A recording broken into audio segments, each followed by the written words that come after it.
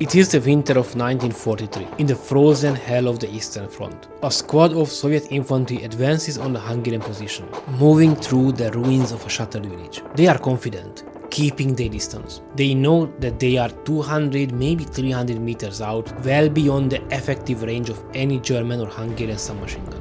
Suddenly, the air cracks. It's not the slow, heavy thud of a machine gun, nor the single shot of a rifle. It's the rapid, terrifying chatter of a submachine gun, firing with an accuracy and power that should be impossible at this distance. The Soviets are baffled, pinned down by a weapon that breaks all the rules of infantry combat. This was the introduction to one of World War II's most advanced and most forgotten firearm, the Hungarian 39M Király.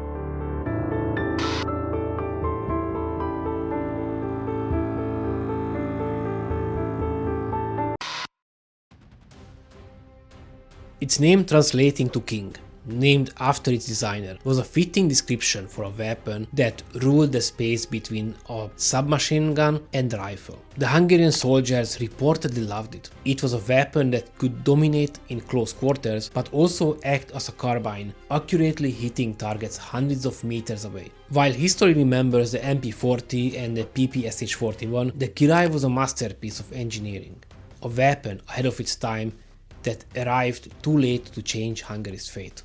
When you think of World War II submachine guns, a few big names probably pop into your head.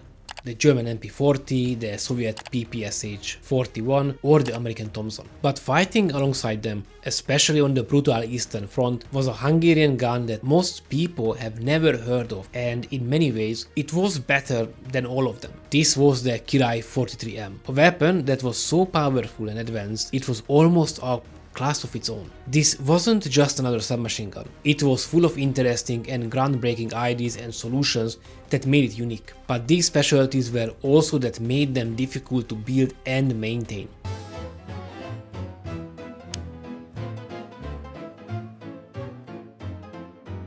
You can't talk about the gun without talking about the guy who made it, Király. After serving in World War I, he dedicated his life to designing guns. He first went to work for the famous SIG company in Switzerland, where he helped design some of the most innovative weapons, which were clear ancestors to his later Hungarian guns. When he returned to Hungary to work for the Danuvia factory, he wasn't allowed to bring his plans with him, so he had to recreate his best ideas from memory, and in the process, he made them even better. His signature invention was the clever system called the lever delayed blowback, the design that was the key to all his designs. Even after World War II, Király ended up in the Dominican Republic, where he designed his final masterpiece, the Cristobal carbine, using the exact same principle. He was a master of one brilliant idea, and he adapted it for every army he worked for.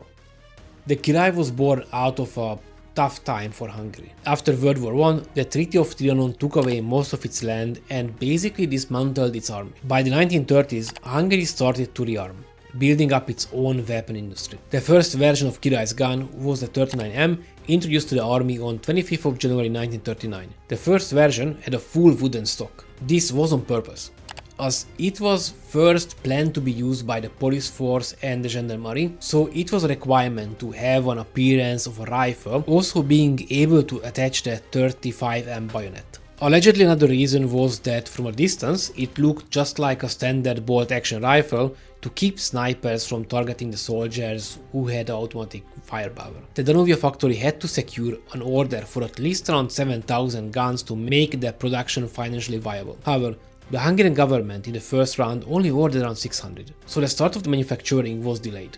In 1941, Hungary took part of Operation Barbarossa, and on the Eastern Front, fighting was fast and brutal. The Hungarian paratroopers needed an effective but easy transport weapon, and the long, clumsy rifle was a huge disadvantage for them. So the design evolved into the 43M. It had a shorter barrel, a pistol grip, and an interesting underfolding metal stock that made it super compact. This change from the 39M to the 43M shows exactly how warfare was changing. Long rifles were on the way out and compact, versatile weapons were on the way in. But what made the Király submachine gun so special?